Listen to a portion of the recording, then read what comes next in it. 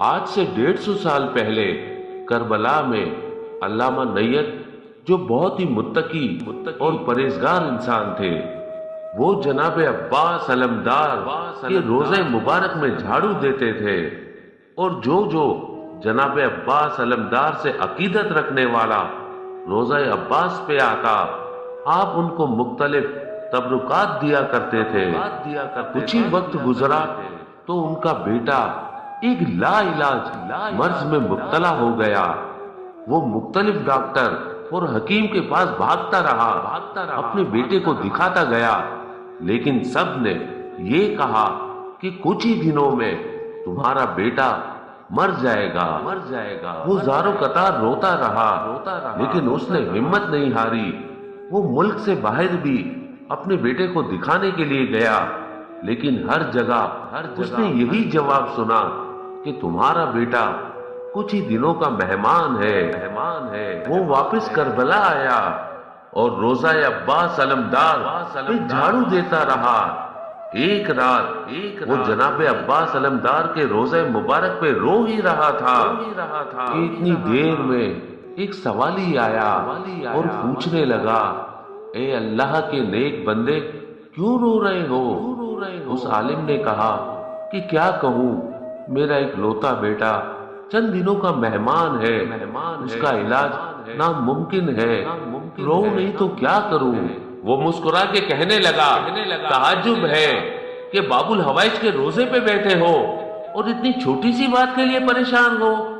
کہو اپنے آقا عباس سے وہ تمہارے بیٹے کو اللہ سے شفا دلائے گا۔ اس شخص کا یہ کہنا تھا تو اس کو یہ خیال آیا کہ ہاں، میں تو یہ بھول ہی گیا، میں تو جناب عباس کا خادم ہوں، کیسے ہو سکتا ہے کہ جناب عباس کے دروازے سے کوئی خالی جائے؟ وہ فوراً اپنے گھر آیا اور اپنی بیوی کو کہا کہ آج کی رات ہمارا بیٹا ہمارے مولا، ہمارے آقا عباس علمدار کا مہمان ہے۔ اپنے بیٹے کو لے کے گیا، جناب عباس علمدار کے روزے پہ اس کو باندھ دیا اور دست ادب کو جوڑ کے یہ کہنے لگا، اے میرے مولا باب الحوائج، دنیا کے علاج کرنے والوں نے میرے بیٹے کو لا علاج کہہ دیا، اب آپ کے سوا کوئی سہارا نہیں۔ اے میرے مولا، اگر زندگی میں ایک مرتبہ بھی دل سے میں نے آپ کے روزے کی خدمت کی ہو تو میرے بیٹے کو ٹھیک کر دو۔ یہ کہہ کے اپنے بیٹے کو باندھ کے روزے سے چلا گیا، سب سے یہ کہنے لگا کہ آج رات میرا بیٹا جناب عباس کا مہمان ہے، اس کو اندر ہی چھوڑ دو، دروازے باہر سے بند کر دو۔ سب لوگ روزہ عباس کو بند کر کے واپس چلے گئے۔ وہ عالم ساری رات روتا رہا، دعائیں مانگتا رہا، اس کی بیوی روتی رہی، دعائیں مانگتی رہی۔ روتے روتے ابھی اس کی آنکھ لگنی تھی کہ اتنی دیر میں دروازے پہ کوئی آیا۔ اس نے جیسے ہی دروازہ کھولا، اس عالم کا ایک دوست کہنے لگا کہ میں نے خواب دیکھا ہے، تمہارا بیٹا ٹھیک ہو گیا، وہ جناب عباس کے روزے پہ ہے۔ اس عالم نے کہا، ہاں، میں تو اپنے بیٹے کو جناب عباس کے روزے پہ چھوڑ کے آیا ہوں، تم نے خواب کیا دیکھا؟ وہ کہنے لگا کہ میں نے خواب دیکھا تم نے اپنے بیٹے کو جناب عباس کی زری سے باندھا اور دروازہ بند کر کے جیسے ہی واپس آیا، اتنی دیر میں حضرت عباس علمدار زری مبارک سے باہر آئے اور کہنے لگے، اے میرے اللہ، اس سوالی کو میرے صدقے شفائے کاملہ عطا فرما۔ جیسے ہی مولا عباس نے یہ کہا، اتنی دیر میں آسمان سے 2 فرشتے آ گئے اور وہ کہنے لگے، اے شہنشاہ وفا، اللہ کے رسول نے آپ کے لیے سلام بھیجا ہے اور فرمایا ہے کہ اس سوالی کو شفا نہیں ملنی، اس کے لیے دعا نہ مانگ۔ جناب عباس نظروں کو جھکا کے صحن میں بیٹھ گئے۔ تھوڑا وقت گزرا، جناب عباس پھر قریب آئے اور ہاتھوں کو اٹھا کے کہنے لگے، اے میرے اللہ، تجھے اپنے حبیب کا واسطہ میرے دروازے پہ آئے ہوئے اس سوالی کا سوال سن، اسے شفائے کاملہ عطا فرما۔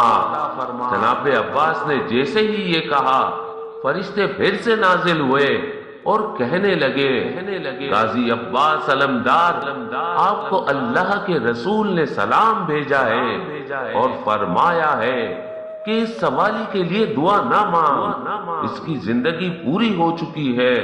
اب فرشتوں نے جب یہ کہا، جناب عباس نے کہا، اے فرشتوں، چلو مل کے اللہ کے رسول کے دربار چلتے ہیں۔ میں نے دیکھا جناب عباس اور فرشتے اللہ کے رسول حضرت محمد مصطفیٰ صلی اللہ علیہ وآلہ وسلم کی دربار آئے اور جناب عباس نے رسول اللہ کے قدم چومے اور ایک غلام کی طرح بیٹھ کے یہ فرمانے لگے، اے اللہ کے رسول، میں آپ کے دربار پہ ایک عرض لے کے آیا ہوں۔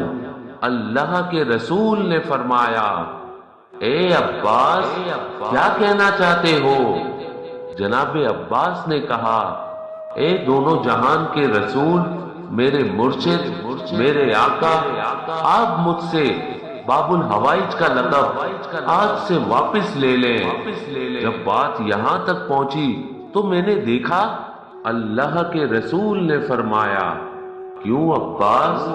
جناب عباس نے رو کے کہا، یا رسول اللہ، آپ نے اور آپ کے نواسے میرے مرشد حسین نے مجھے باب الحوائج کا لقب دیا ہے۔ لوگ سوال لے کے، اپنی حاجتیں لے کے میرے دروازے پہ آتے ہیں اور جب میں ان کے لیے دعا کرتا ہوں تو آپ فرماتے ہیں کہ ان کے لیے دعا نہ مانگ، ان کے نصیب میں یہ نہیں۔ یا رسول اللہ، اگر ان کے نصیب میں پہلے سے موجود ہوتا تو وہ میرے دروازے پہ کیوں آتے؟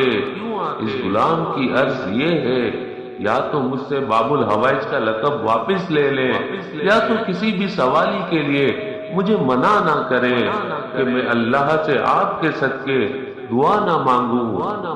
بس جناب عباس کا یہ کہنا تھا۔ اللہ کے رسول نے جناب عباس کا سر چوما اور فرمایا، عباس، اس سوالی کے لیے دعا مانگ، آمین میں کہوں گا، انشاءاللہ اللہ قبول فرمائیں گے۔ جناب عباس نے ہاتھوں کو اٹھایا اور تمہارے بیٹے کے لیے دعا کی اور اللہ کے رسول نے آمین کہا، اور میں نے دیکھا تمہارے بیٹے کو تم جس رسیوں سے باندھ کر آئے تھے وہ رسیاں خود بخود کھل گئیں۔ یہ سن کے وہ دونوں دوڑ کے جیسے ہی جناب عباس علمدار کے حرم آتے ہیں تو کیا دیکھے، ان کا بیٹا صحیح اور سالم جناب عباس علمدار کے روضے مبارک میں بیٹھا ہوا ہے۔